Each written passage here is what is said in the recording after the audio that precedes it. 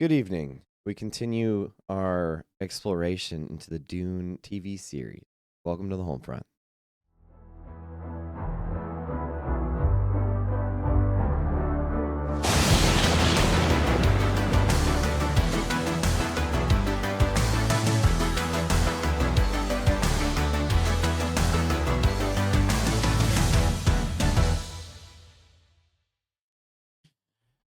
Good evening. Welcome to the weekend. I'm your host, Tyler, with the HolmFront, and to my right, as always, Mitch. My overly artistic friend. Overly artistic friend.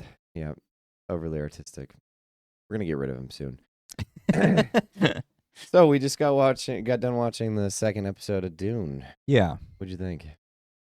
It was a lot better than the first episode. There was a determining factor that we're not going to discuss, but it's funny.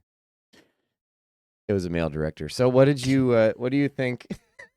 What do you think fixed it? Okay, so there is that. But so direction though, it quantifies a number of things. It's hard to say how relevant it is because, in the old days or early days of film, the director's job was pretty much just to stage the actors and have them move around the room and the way that they would do that. And so he would basically tell the actor, okay, maybe when you say this line, you pick up this cup and then you take a sip and then you'll walk across the room. And then he tells the cinematographer, okay, you're going to follow him as he does that motion. And then when he says this other line, he's going to smash it. And then that will give it some, what I mean? It did not hit her. It did not. Yeah. But that's kind of what a director is supposed to do. Is he's supposed to kind of help it so that what you're seeing on screen, the end result of what you see is through the director. The reason why they're so important though is that they also are the person that happens behind the scenes before they even get there. So the costume designer has to say what do you think of this? And then he goes, I don't know if he should have a red tie. That just seems to conflict with what the story is going to tell us because this character is supposed to be an image of this or that, right? Okay. So that's where the director comes in on both ends and why they're so revered or whatever nowadays. So they do have an influence, but what I'm saying is that when you've got a production, especially in TV shows, a director has a lot less, I think, overall control, mostly because it passes between multiple directors. Yeah. So you really need your script to be intact. That's number Right. one. The writer has more power, I would say. And then you also need just the editing and editing with director though, because the director can kind of look in that too and say this doesn't make sense coherently, and the editor isn't always the person that's gonna be able to bridge that because the director is the writer has determined this is what covers the story in this particular episode, and I would imagine the director and the editor are kind of fiddling with it to try to make it make sense that way. But it's not beyond them to think that, hey, let's pull this scene into here from next episode, and then this scene we have from this episode, put it over there. It'll make a little more sense, which they just didn't seem capable of doing in episode 1. So episode 1 is just a total disaster. Discombobulated mess. Yeah, it's a discombobulated mess. And I blame the writers mostly because they don't establish a main character. They don't establish a central conflict, and they just throw Dune things at you. This one scales way back and is just here's this, here's why it matters, here's this other thing and why it matters, now we're done. And that's pretty much all it does. And there's, I still want there to be more of a focus on who we're following specifically. Not that I have to have one main lead. I just need to care about these characters. And right now, the only character I really care about is the princess because she was cool, because she was willing to punch a kid. And I thought that was cool. Didn't happen. She was just willing to. She was just willing to. Yeah. Well, she was Not to get she has hopes a up. clear goal. I get it. She wants power. She wants to hit the kid. And then when the kid, she was willing to be, nice to him. And then if she found out, hey, you're ruining my chance of power, I'm going to F you up if you do that. I liked that. I got to see her personality come out. I was like, okay, that's cool. And then now that he was gone in this episode, she was upset. She was like, he was just a kid. So it was like interesting how her logic of when it's okay to kill this kid just kind of shifts. just jumps around a little bit. I will say the one thing I wish was a little bit clearer in episode 1, given the context of episode 2, Yeah. was how influential the Bene Gesserit are, just in the context of the world and the political systems they're in. So what happens in the second one, it seems like they're really trying to establish that resisting the Bene Gesserit or understanding their ways is something difficult or almost impossible. And it does that in a couple different scenes, but specifically, it almost falls, not flat, but it doesn't work as well as it should because you don't quite understand how powerful or how influential the Bene Gesserit can be. Yeah. Like that end scene, I was like, this is cool given the context of what we know from the films. Yeah. Or if you've read the books. But in the context of the show, it's still pretty confusing because the first scene, it seems like you're trying to establish that they aren't what they are going to be 10,000 years later. And so you're looking at it given the context of the Dune films, which is way down the line in the future. Yeah. So unfortunately, like yes, it is a lot more focused, a lot more easy to understand and follow. But a lot of those points, like specifically at end scene, it was like, okay, this is cool, but how cool is it? We don't quite know. So anyway, well, you should probably explain that scene. I figured we'd lead up to it, but I mean, okay, sure. Yeah, no, we can lead up to it. So yeah, good things. What do we like about this episode? Well, this is something aside from being focused. Yeah, I know, right? And infallible. So the other thing that worked a lot better with this, that was actually kind of bad in the last episode that we didn't mention, is the music. The music was actually not good in the first episode at all. It was very just. Excuse me. He's getting over a cold. I'm working on it. The music of the first. It's very misplaced. Like it was like he was trying too hard, and so it kept raising in places it shouldn't and decreasing in places it shouldn't. And it really stood out when the music wasn't playing because you're like, oh, I can. And it felt like just a regular scene, right? Now I can just get this. Yeah, it wasn't being dragged into an emotion that like I didn't have to feel. Yeah, because there's all these moments where like someone like does like that, and the music is.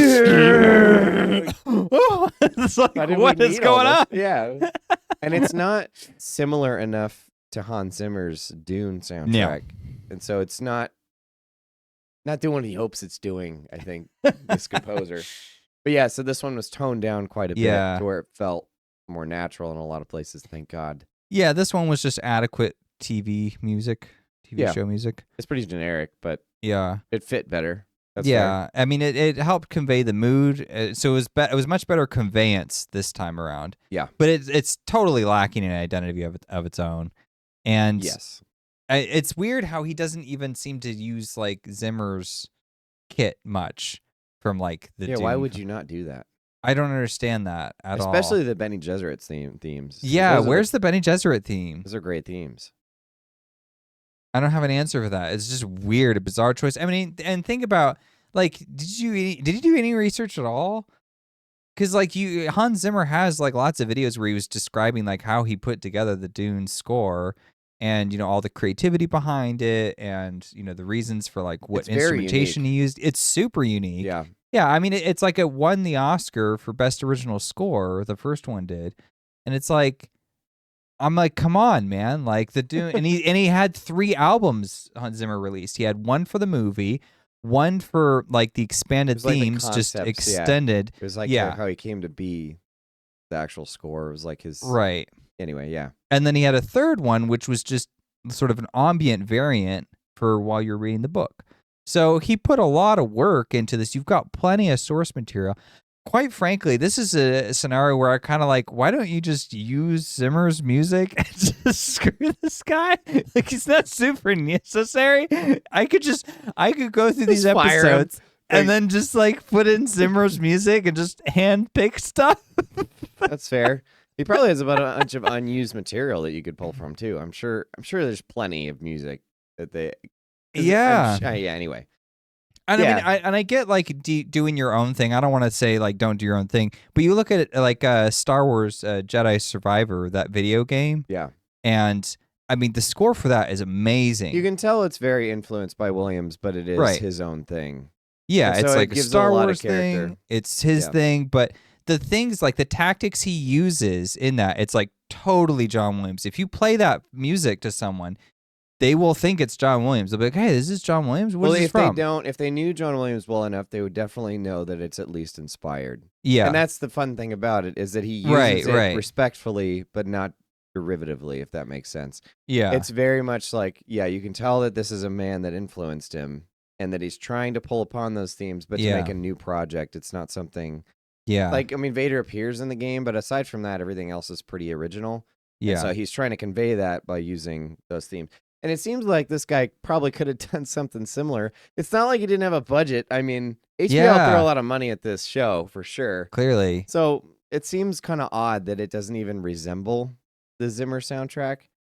And it stands out a lot because it's yeah. so much. Like, it's like, Yeah, like he's too constantly. drony and backgroundy, which Right. worked for this episode, but it didn't in the first one. So it just Right. feels like he's totally lost. But even for this episode, again, it's like, why isn't this more similar to the very unique sound? Right. Because he created an atmosphere. It wasn't just a soundtrack. It wasn't just a Yeah. score.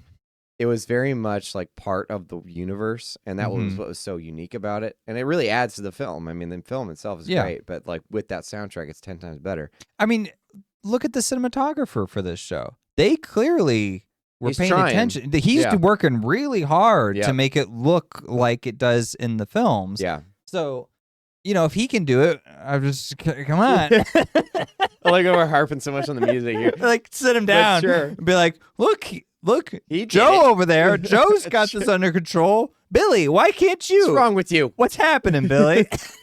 They just let him do it. Whatever. Go back, try again.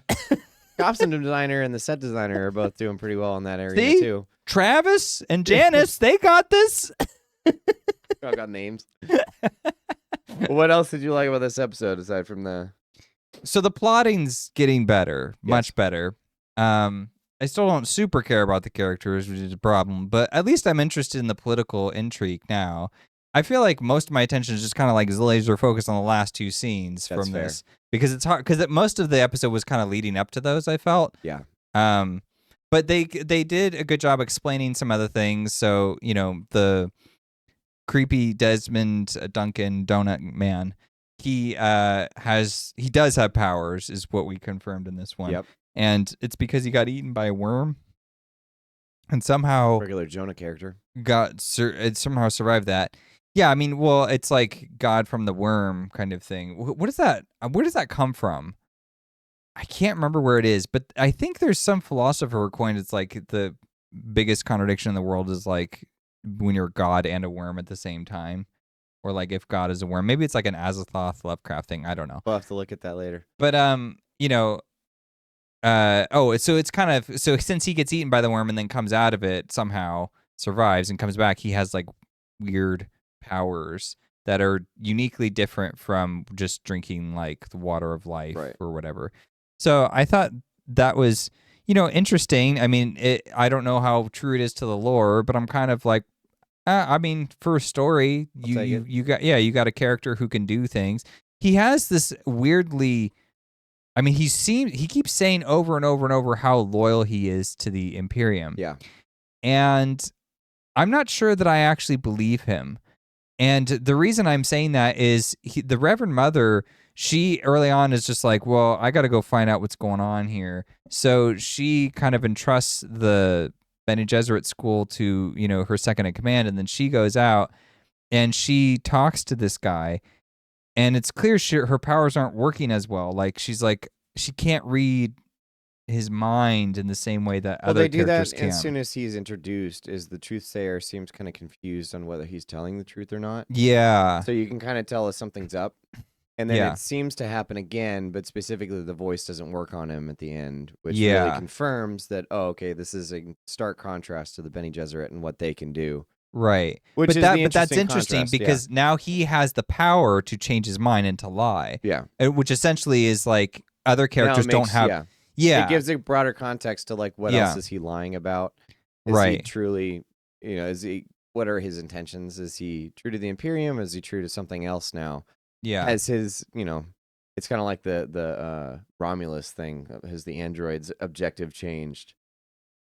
or not? Like, is he human, or is he now like Oh, part yeah, of the worm that yeah, swallowed yeah. him, and he has like different intentions that no one knows about? Right. So it opened up a lot of more interesting questions than the first one did. Yeah. And then the other thing that we noticed was the little girl going back into her ancestral line, and Yeah. kind of seeing how that worked and what that means, and like what other abilities these Bene Gesserit can tap into, Right. which is another world building thing that was interesting.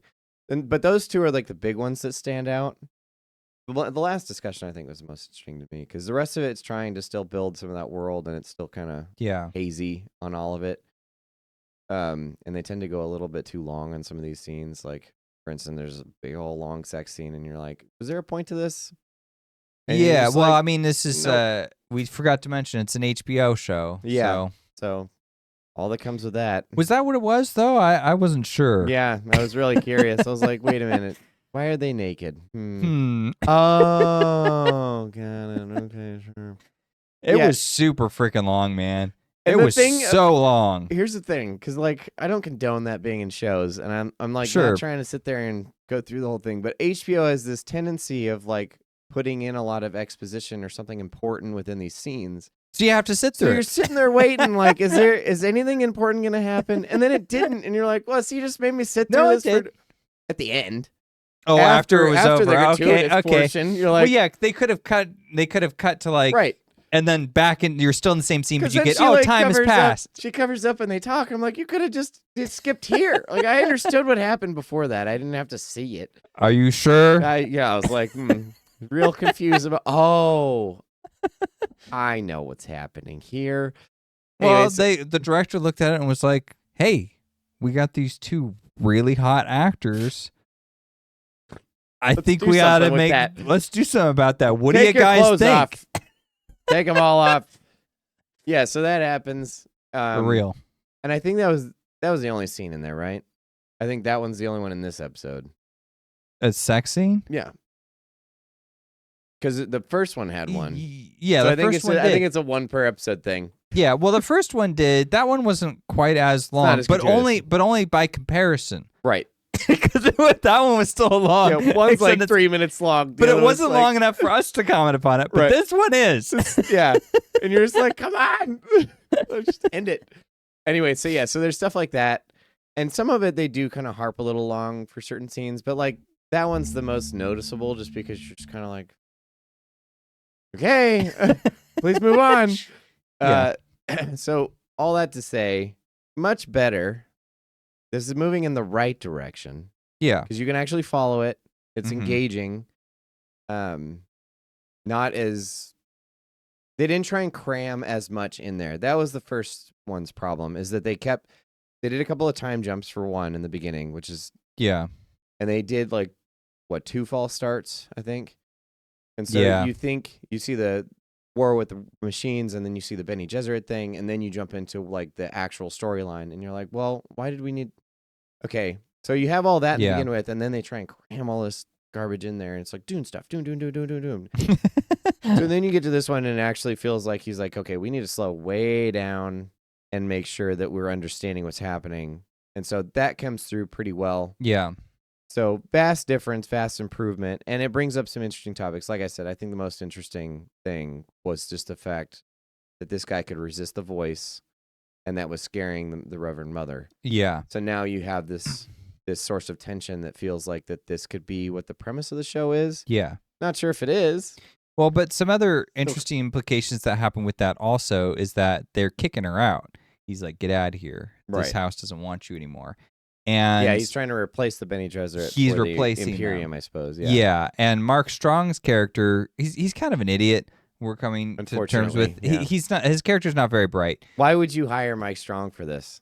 I know. Like, It's why would you spend that much budget on that great of an actor to be like, yeah, he's gonna just be a moron? Yeah, so he basically is like, at first when he figures out that this man in his service has killed the prince and his Bene Gesserit sister, who is or mother or whatever, who is supposed to be his truthsayer. Yeah. Or not supposed to be. She was his truthsayer. He kills both of them. Well, he claims to have, yes. Yeah.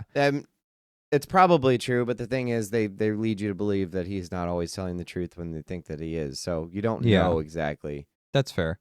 But Mark Strong's character, when he initially hears that and is like, I said I was mad at the prince, but I didn't want him killed, or like I didn't order you to do that. Right. So because it wasn't an order, that was a private conversation. You shouldn't have done that. So I'm going to put you in chains. So he puts him in shackles, which I like approve of in the sense of like, he's like, well, I don't want this coming back to haunt me to Right. seem like it's my fault. So I did something about it right away. But at the same time, I'm like, he's only confided in just you. And like if you make a show of it, then it's like you're giving in to the fact that you're implicated in this Sure. crime. It's like now, now you know. So why wouldn't you hand him over? Because then that's why the kid's dad is mad later. Yeah, because he finds out that he's holding someone captive because of the in sex relation scene. to that. But yes, this sex scene is what reveals because that. it's one of their family members Right. sleeping with one The of prince, the prince is sleeping whatever with it is. some royal hot lady in the other group. She's super hot. She's apparently so is he. Not my type, but Anyway, so that gets out, and so he realizes that now someone is being held. He's not really sure why or who or what he did necessarily. But he knows he's connected, so he's all upset. So now it's directly implicated that they have someone. And so now that's going to be a source of tension. It's like, well, why did you lock him up in the first place? Like, you could have avoided this by not locking him up. Right. But then, see, his wife comes in, and after there's some, finagling and discussion, she's like, you know what? You're pretty tough. I think if you got some skills and you want to use it for the Empire, do it. That's pretty rad to me. So it's just, I miss the scene. There's no scene where she convinces Mark Strong to go along with this plan. And I think we needed that. I think that was a big fault of this episode. Sure. Because they established in the previous episode how much he was like, well, I don't really listen to your advice anymore, woman. And so I think, but she is like, hey, this is a power play. Let's use this guy. And then he's on board with it, but it's just assumed. I'm like, well, when did that happen? How did she convince him? She must have said something to him to get him to go along with this. Yeah, it almost seems like it happened off screen, or if he just accepted it in the moment. The thing about the Dune film that was interesting was that they play with those power dynamics, even in the book. The Duke Atreides, Jessica's not his wife. Right. She's a concubine, but she's also Bene Gesserit. Yeah. And to some extent, they understand that she has some political power, which later you found out she's Harkonnen. But the thing about it is that he cannot fully commit to her, even though he loves her and she loves him. They cannot commit to a relationship because of the political nature of the thing. The thing is, like, he respects her and understands who she is, but she also does the same for him because he has a lot of power and influence and such. And they're a power couple. Sure, and he has sway with the Emperor, and so you understand that there's that dynamic there, where here it seems like Mark Strong is just kind of getting pushed to the side, like he's becoming more and more of an idiot. And so it just kind of like detracts from his character, because you're like, well, why would you have Mark Strong? So you have an assumption that this character is going to have a lot more gravitas than he is portraying. Yeah. So that's kind of frustrating, because it makes you wonder if there's some kind of implication, like, why is this character being pushed aside like this? Yeah, I mean, I don't know. If you want to read too far into that, I'm trying not to, but the further the show goes, we'll see if it holds up. He reminds me a little bit of that character in Game of Thrones. Was it Stannis or something? What about him? It was Stannis with the Red Priestess. Well, the character who basically just failed at everything he tried to do throughout the entire show. He rapidly became my favorite character just because of how persistent of a failure he was. And he was supposed to be this like king, and it seemed like when he was talking, like, well, this could work maybe, but it's like at some point you're just like, the last like 5 times you've tried to do something, it's been gotta quit, man. Utter catastrophe. So I kind of just. But Mark Strong, here's the thing with Mark Strong's character, is that he doesn't have as much conviction as Stannis Baratheon. Because Stannis, when in the book they compare them to different metals, he's I think he's iron, because he's stout, but he's brittle.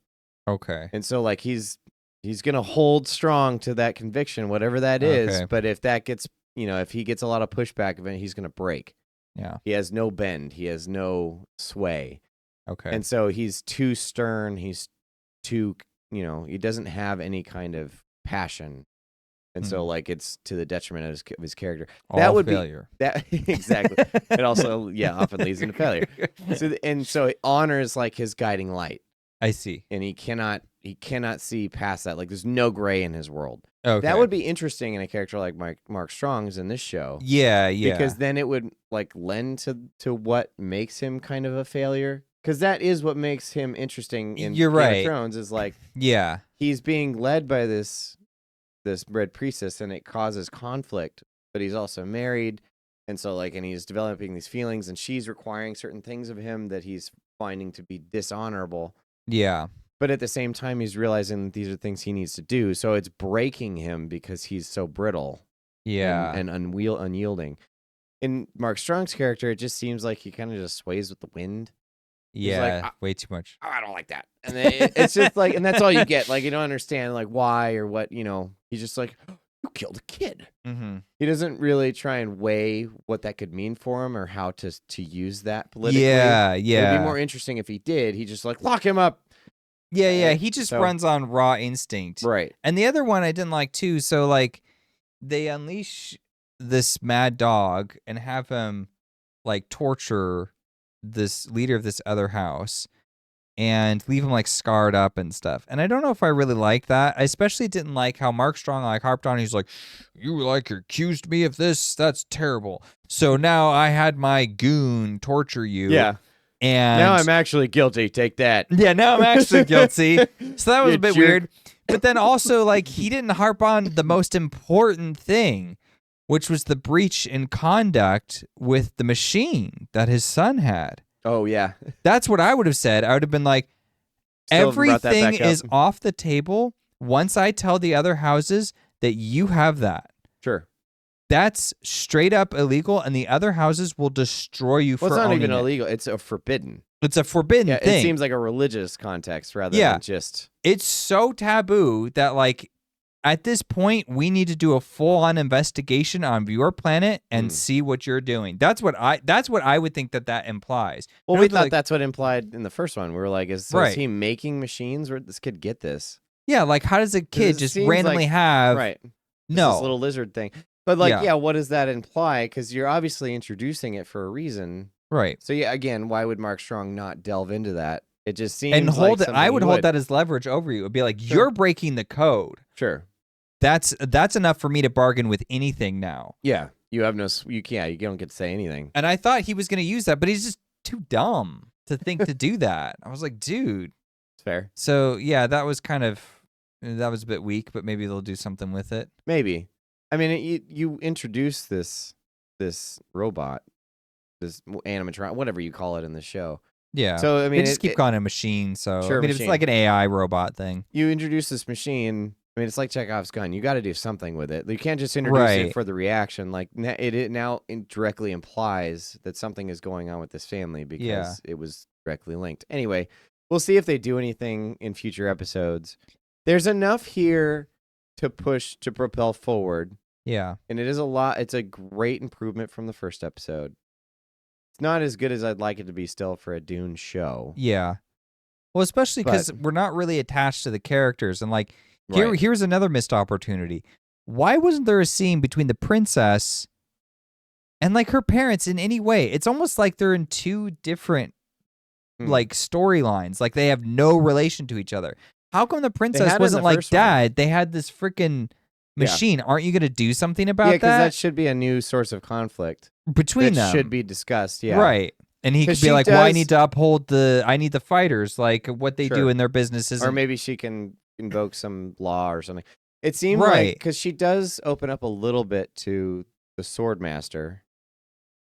A little bit. There's like an emotional thing there. Yeah. But they don't like discuss anything necessarily, and he tries to make a move on her, and then she says, well, no, we can't now that I'm not leaving the planet, so it's awkward. And when she says no, she means no. I'm going to leave that there. Well, because she had a knife on the guy. She did have a knife. She straight up, he kisses her, and she like kind of kisses him back. Yep. And then he's like, oh, and looks down, and he's got a knife, and she's like, I can't do this right now. And he's like, I feel like we could have said this without the knife, but I appreciate that you're real clear about what you want. Yeah, damn. Like, imagine you go up and you're like, you've She holds been a gun seeing to a your girl head, for a like- while. Yeah, you've gone on a couple dates. Things are going well. You're smooching it up, and then you go in for a kiss, and then she's like, no. And then, like, puts a gun. You're like, I can't do this. We just have to take If you it slow. try We got to slow again. down. And you're like, oh. Could have talked. I feel like we skipped a couple of steps here. Do you Yeah, want it to talk about something? It was an aggressive point. I feel like it didn't have to be made that way, but whatever. You Yeah. do you. I mean, there's some other things too that are a little bit questionable. Like he goes to like kiss her, and like it's like they have to go through the shield. Is that a threat? Is that how the shields work? Maybe it's an older shield, because that's the thing that's been bothered me since the first episode too, is that their tech has not advanced in 10,000 years. Yeah. It's exactly the same as it is in the movies. It's not exactly different enough. Yeah, unfortunately. And I just feel Maybe it doesn't odd. need to be. I don't know. Maybe it doesn't. I don't know. I just feel like 10,000 years, things change a lot in 10,000 years, right? Especially if you have a lot of thinking, smart people over time. Well, the show is proving that there's not many of them. Yeah. Not a lot of gravitas amongst them. The one other plot line I do think is worth mentioning too is like, so when they convince the young Bene Gesserit acolyte to go do this, to take the water of life, they drop it in her eyeball, and then that sends her into this. She has to go through like her ancestral memory, because she is like a descendant of The previous Reverend Mother. the previous Reverend Mother, the one who passed away and gave all the power to the main lady that we're following. So they want to go and clarify that old woman's vision. Right. So they want to go back and clarify the old woman's vision, because she had like a prophecy of some catastrophe, Right. and what they could do about it. So she goes to do that. It seems like she does do that, but then she gets something unexpected along the way, and it's the woman who was murdered by at the first episode, who was murdered by her rival, basically the one who was kind of jealous of like, oh, it should be me who's in charge and we should go and be traditionalist. And then I forget her name, but the main character lady kind of was just like, no, I'm using the voice, kill yourself. And then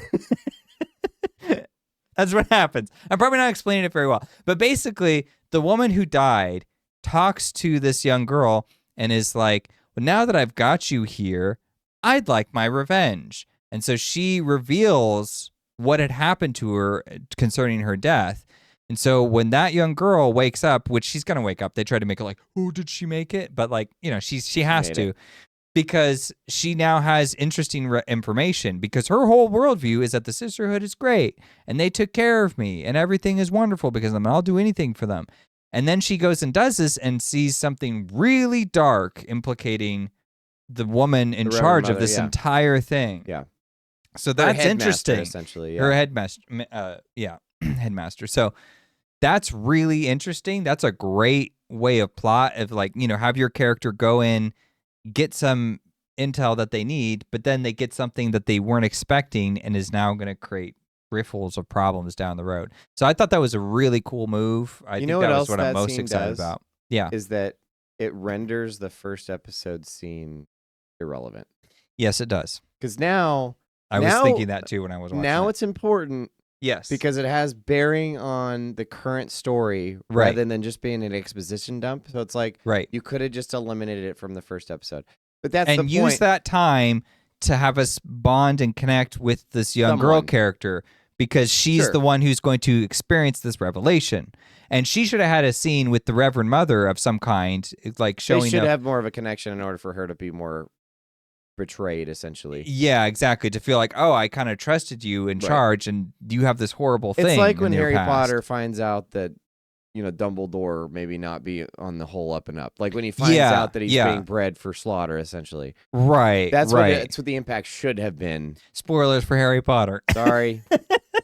You haven't seen it. Why are you watching the show? But yeah, I mean, Yeah. like I said, so that's the main problem with the show, though, is that it seems like the writers or the director, whomever, the Yeah. editors maybe, they're not sure where to put these scenes appropriately. Yeah. And so it's just kind of all over the place rather than having this kind of, I don't know, this linear nature. Yeah. Like I said, I mean, now you've repeated this scene, one of which has actual gravitas and bearing on the story, which is what our problem was in the first episode, was that Right. it didn't. Yeah. And then the second one, which doesn't have any gravitas or bearing on the story, it's just kind of like, well, this is a thing that happened. It's like, Yeah. well, okay, sure, but why does it matter? Because I don't understand. Right. Now it it has not only has import to the story, but also to a character that we care about, which is fast. I Yeah. mean, she's becoming a more favorite of the show. Like the more we learn, Yeah. the more we like. We don't know her that well, but Well, she's cool. she's a good character. I think her name's Lila, if I remember right. But she's cool because she was the only person, like, basically there's this scene, I think it was actually in the first episode, where one of the girls is like, in the Bene Gesserit training, she's like, this is like super easy, this training. And then the Reverend Mother's like, if it's so easy, why don't you try being like if it's so easy to like read people and just detect their lies, why don't you try telling a lie? And then she's like, fine, I will. And then she tells this lie to all her acolyte sisters about like, oh, I came from this like horrible background where like my father beat me or like some nonsense like that. And they all buy it. They're like shocked, like, oh my goodness. And she's like laughing at them like, ha, you idiots. And I was like, okay, if she did that, like all those other women are like these young, like teenage, late teen women. They hate you now. Don't laugh at them. I mean, that's just any person, Fair. Especially young people. They don't want you to laugh at them. Yeah. Nobody likes that. Well, yeah, she mocks them for basically, because then you kind of wonder, oh, did she lie to them then and just got away with it, and that's why she's laughing? But the little girl is looking at her suspiciously. Yeah, Lila seems like she caught on to the fact that she's not telling the truth, or Yeah. the full truth at least. She tells her that later. She's like, there was at least a portion of truth to it, which But is not why, all of it. but Yeah. not all of it. And she's like, I knew most of it was wrong, but something in there was true. Yeah. And that kind of brought her guard down, the other girl's guard, because she was like, oh, shoot, she could tell. Yeah. Right. And that was interesting. That was a good dynamic. But I also thought that Lila wasn't really judgmental in that. So they're depicting her as a very compassionate, innocent character. Right.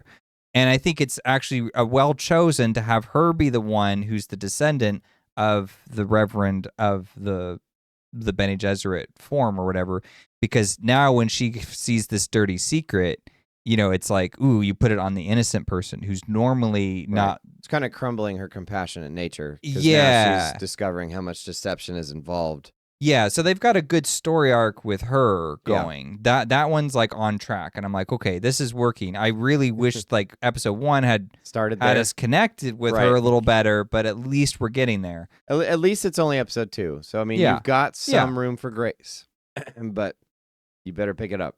Yeah. So we'll see how episode 3 goes. More sex scenes. That's what I say. More nudity, dang it. I didn't see enough. Enough. Freaking HBO.